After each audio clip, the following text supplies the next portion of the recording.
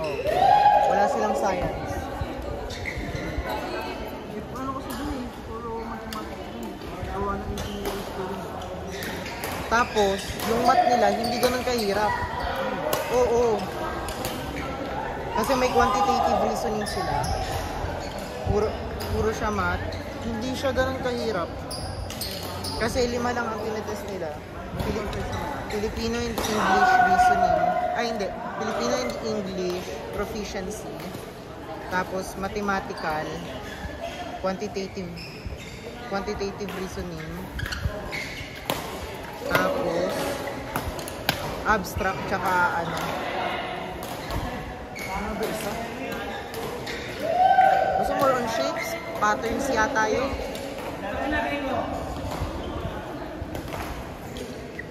Yun ang pinakamadali sa akong patterns sa abstract. Ito naman si Gago, hirap na hirap. Iya. Kung nga Gago, di ko magets ng ano. Di ko magets. Masok ko yung kami ha. Di ko magets yung pinapano. Tanga. Dali-dali yun ka, pinakamadali sa exam eh.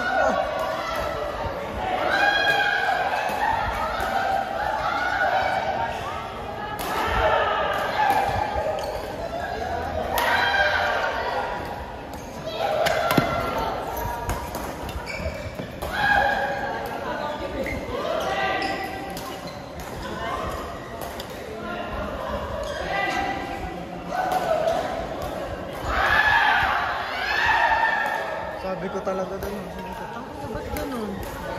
Nag-review naman ako sa PhilSca. Nag-review naman ako sa PUP. Nag-review din naman ako sa PLM. Ba't di ako pumasa? Like ano, advanced review para sa exam. Hindi ka nag-review center? Ha? Hindi ka nag-review center? Nag-review center ako. Hindi ginagamit ko din ang review center sa ano eh, DOST. Kasi general talaga yun eh. Mahirap ba sa... Mahirap ka ba sa exam? Lahat ng exam kasama DOST pinakamahirap. Sumunod daw UP. Bagay, scholarship kasi. Kasi makikita mo sa DOST, ang binigay nilang reviewer parang 10 reviewer.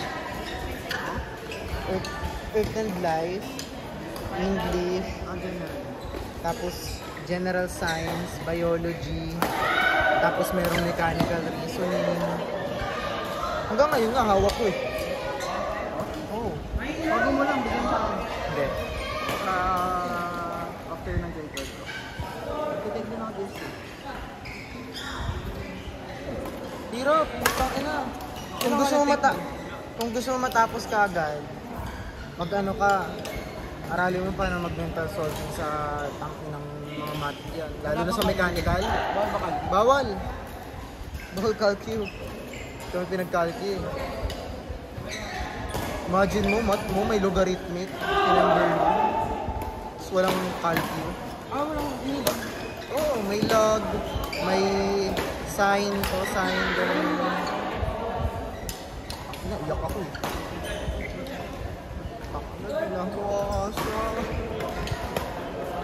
Ilan lang ba yung kinukuha din? Ewan ko. Hindi ko alam. May passing rate. Ay parang Maintaining grades? Meron. ilan? Alam ko dapat 90 about. Pag yung average yung buong kinik. O may certain. Alam ko sa average. Kasi alam ko sa ibang ano, may certain na subject dapat.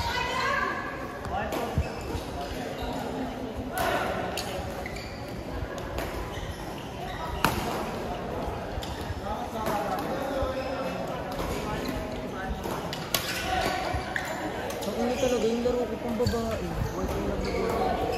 Itong inilog-logo na ko na kay Alvin pa rin. Hindi na nabalik.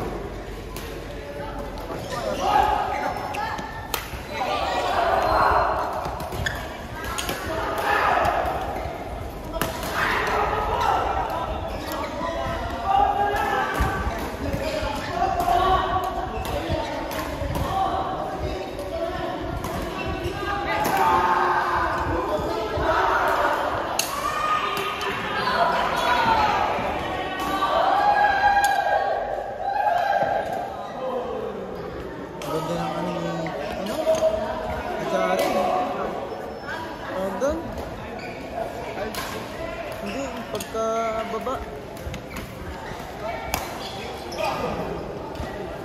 Lunch, yun, lunch. Lunges.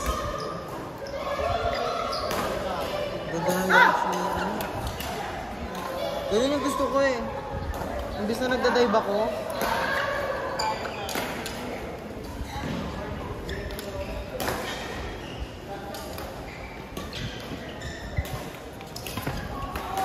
Sasawa na akong kalaban itong mga to.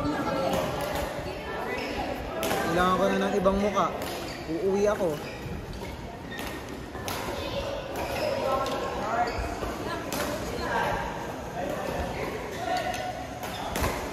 May doubles.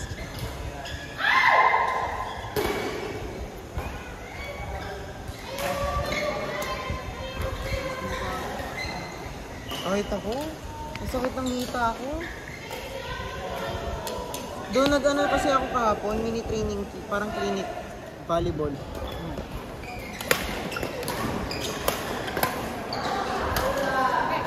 Gusto ko na nga mag-volleyball eh. Saan mo magbabalik? Minsan Crisante Moon, minsan nag-ano ako sa Phase 5. Nagsaset ako ng volleyball sa Phase 5. Alam ba dalawang sport na lalaroan ko ngayon? Volleyball tsaka table tennis. Table tennis sa church lang namin. Parang palaro-palaro lang. Natuto ako, bakala. Saan church? Hindi sa Pasita, lumipat na kami. Nasa Binyan na kami. Santo Tomas. Gusto yung mag-table tennis? Matutuwa ka kapag umiikot yung bola.